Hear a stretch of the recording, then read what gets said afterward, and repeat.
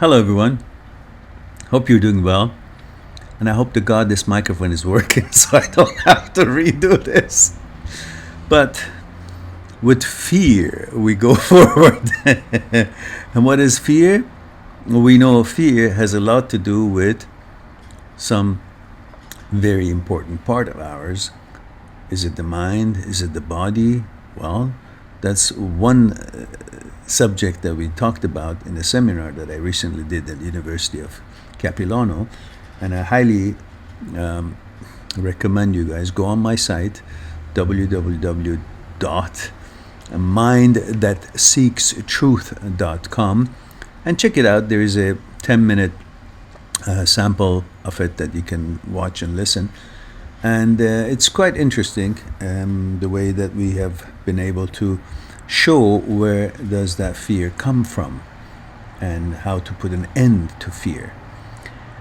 And in addition to that, today I want to bring your attention to some important matters about us, and that why we go through these pains that we go through, whatever caliber it may be, or whatever situation it may be, however excuse me, it has come about. Specifically, today we can link it to the relationship pain that you may be going through, which most of you are on this channel for that.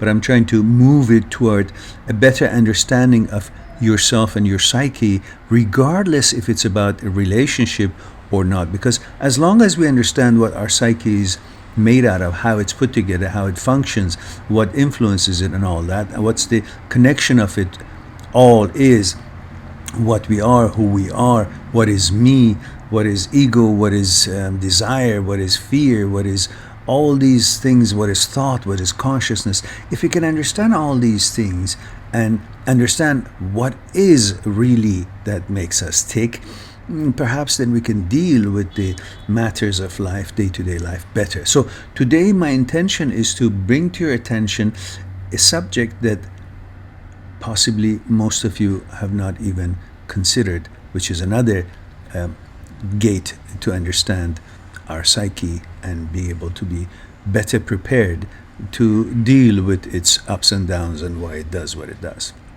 So, having said that, let me have a sip of this. I'm good to go.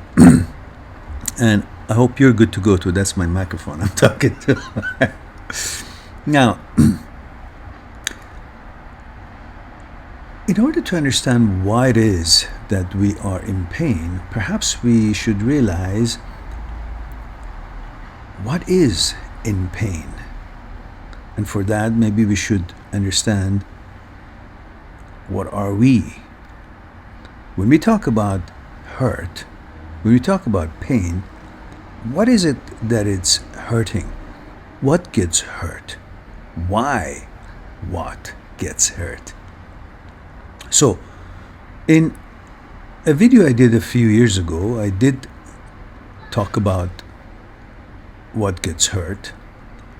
But here I want to be even a little bit more specific. Look, we all think that when something happens, let's say in relationship, as an example, we get hurt. I've heard that many of you say, I'm hurt, I feel bad, I'm sad, I'm depressed, I want to kill myself and all, that's really, truly is a disrespect to life and is total bullshit, and I wish none of you would ever even entertain this idea of just stupid of killing yourself. Well, obviously, there's your mate is not waiting for you on the other side, so you'll have a better chance, if at all, to stay here where he or she is to to work it out. So when there is really no sense to solve anything, when we don't exist, we shouldn't even think about that option, because it's not an option, it's a stupidity, and it's a disrespect to whoever, whatever you believe, and your whole life and experience of life in this planet. But let's go beyond that.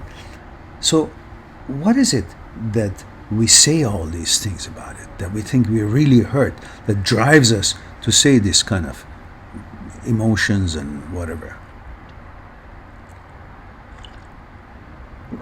Well, obviously, if you think of it, physically you haven't been hurt. We're not talking about abusive relationship, physical abusive relationship. We're talking about, regular breakups and emotional hardship. So physically we know that we're intact.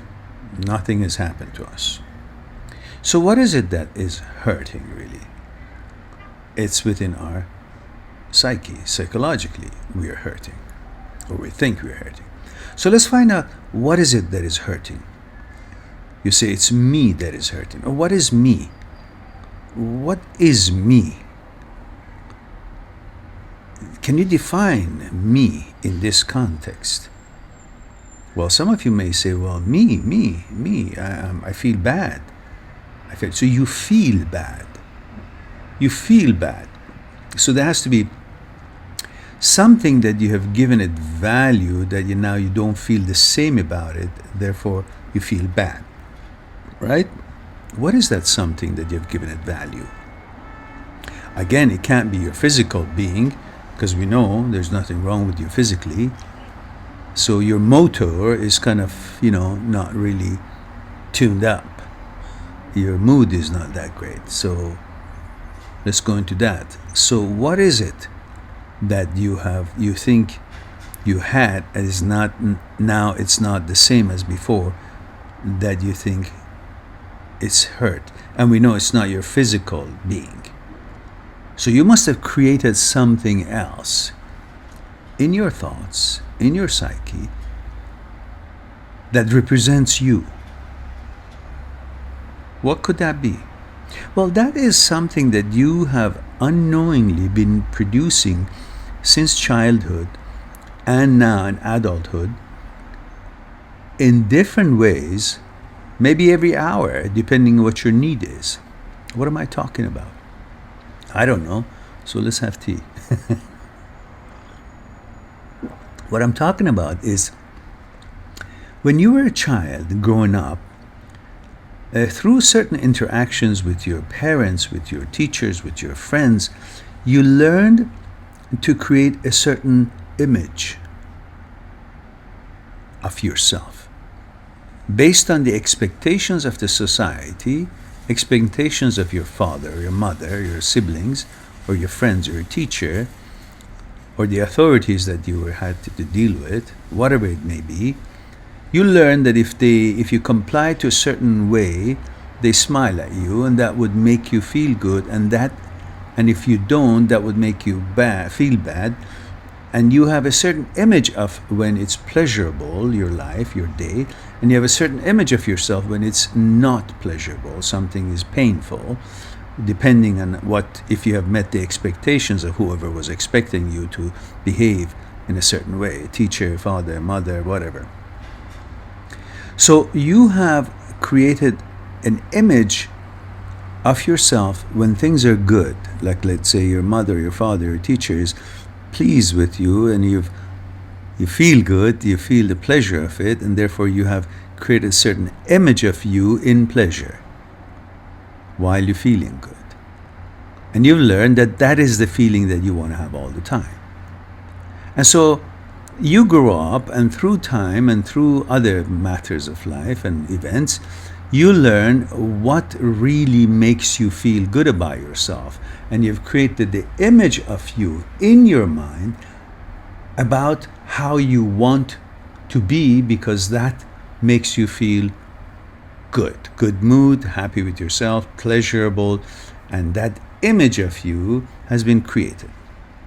Well, mind you, through the day to day, we change our images every hour, depending on where we go, what we do. If you're going to a store, we have an image of being a shopper. If we are selling something, we're an image of being a clerk or a salesman.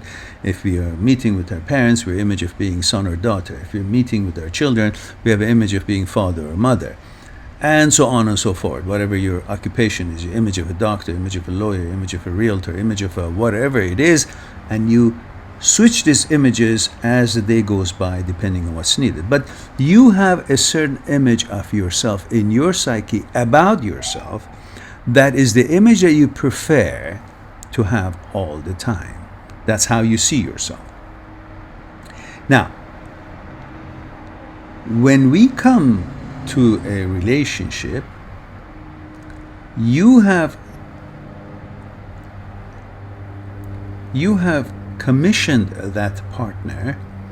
If you're a woman, your boyfriend; if you're a man, your girlfriend; whatever your relationship may be, your partner, you have commissioned that partner to draw your image for you or maintain your image for you by the way he or she reacts with you, complies with your needs, or compliments what you are drawing of your image in your psyche about yourself, which is representing your pleasure, your goodness, your how you want to see your life and how you want to see yourself look like in that theater of life that you are the writer of the story. And so you have given the pen to draw your image, which you always through your childhood drew it for yourself. You had an image of yourself, whether you know it or not, but that was the image that was representing to you how you feel if things were going well, and you would feel pleasure, and if things weren't going well, you would feel pain. It was because of you had a certain image, and things that were happening in life were affecting that image, and the image would look as you wanted it or wouldn't look as you wanted it, and that would give you pleasure or would give you pain. So your feeling of the pleasure and pain was because there was some image that was created of you, and different frequencies on that image, different lines added or deducted from that image in your mind because of the event that was happening, or interaction or action that was happening with the others, was the reason for you to be feeling pleasure or pain. And now you seem to have been given the pen in the hands of your partner, and the fact that he or she has now left makes you feel as if you have caused something, or somehow your image has been tarnished, or is not as it was, as you have always seen yourself. So what I'm trying to tell you is that all it has happened is something to do with the image that you had created of yourself in your mind. Nothing else has happened. The pain you feel is because you have created an image of yourself, and that pain is contrary to how you would have liked to see your image in your daily life, because now he or she has left, or somehow something has happened. Therefore, it has created a different image of you due to the fact that the pleasure of that person extending toward you is no longer there. The favor or the smile of that person towards you, or the behavior, proper behavior that you would expect from a good relationship, is not towards you anymore. Therefore, that has created an unhappy image in your psyche about yourself. And that is why you're hurting, because you have your image being maintained in relation to how others behave with you, or how you get the things that creates that favorable image of you in your psyche. I hope I can make you understand what I'm trying to say. In other words, in relation to others, your image feels good or bad depending on how you comply to their wishes or how they react to your wishes and expectations. And that has created an image of you to see yourself the way you like. And when things are not the way you expected, you feel that the image that you see yourself in your psyche, in your life, has been changed because you don't feel pleasure, you feel the pain. Therefore, the image seems to be not the same as you had drawn it or expected it to be. So the reality is that nothing really has happened to you, but only the image. So if we learn that this image really has no reality to it, it's an illusion that we drew up, then there would be nothing to be hurt. We associate hurt and pain and pleasure to the image that we have created for ourselves through our life. And if we don't create that image, therefore there would be nothing that could hurt us, because really all hurts are psychological, and it's based on or directed toward the image that we have created, because it kind of interacts with the image or makes our image feel a little bit distorted in our own mind, because that's not how we would have seen ourselves fit into that daily life of ours in that situation. So what am I trying to say? Well, what I'm trying to say is that why don't you just understand that the other person who has left you should not be the person who draws your image, or your image is in relation to that person. First, understand that you can create another image by yourself, start all over with somebody else, but this time make sure that the image that you draw for yourself in your psyche is always drawn or erased by you. Abandon it and use a different image in a different circumstance, but not think that the perfection of your image that you have created for yourself, you created it yourself, but you give the pen to the other person. Depending on how they behave with you, if they're in your life or not, you feel that that image is now distorted. Well, you drew it, so nobody else can erase it. Number one. Number two, let's try not to have any image. Why should you have any image? Image for what? You just simply, if something is working out, work out. But if you don't have image, then there's nothing for you to see yourself as. Therefore, there's nothing to hurt that what doesn't exist, which is the image that you haven't drawn for yourself. So don't draw an image for yourself, and understand that whatever is happening and pains you, is not to you. You're perfectly fine. Nothing has happened to you. You have all the capabilities you ever had. All has happened is the illusory image that you have created yourself, and you see yourself in relation to your image with the society, and you think that's the way you used to see yourself with that person in your life is not the way you see yourself now, because that person is not in your life. So it's an illusion that you have created, an image illusory, and now you feel it's been tarnished illusory again. If you understand it is only the image that you have created in your psyche and is interacting with the other person's image, and all is illusion, nothing is wrong with you, nothing has happened to you, you don't need to be in pain, then perhaps it would help you to understand that everything is okay. You can go on and find somebody else and be in total control of the image that you would like to have, and nothing has happened to that image, because to begin with, that image was illusory anyhow. Let's try not to have any image, go through life and deal with life and be happy, and not let anything tarnish the way you look at yourself, because really what you think is hurt is not you, is an illusory image that you have created of you, and now you're trying to protect that image which really doesn't even exist. Perhaps that would be something to make you ponder, and if that does what I'm hoping it does, then you will be in more of understanding what you're going through, and should you be going through what you think you shouldn't. So let's go on with our lives, and hope you have a wonderful day and an evening. Talk to you soon.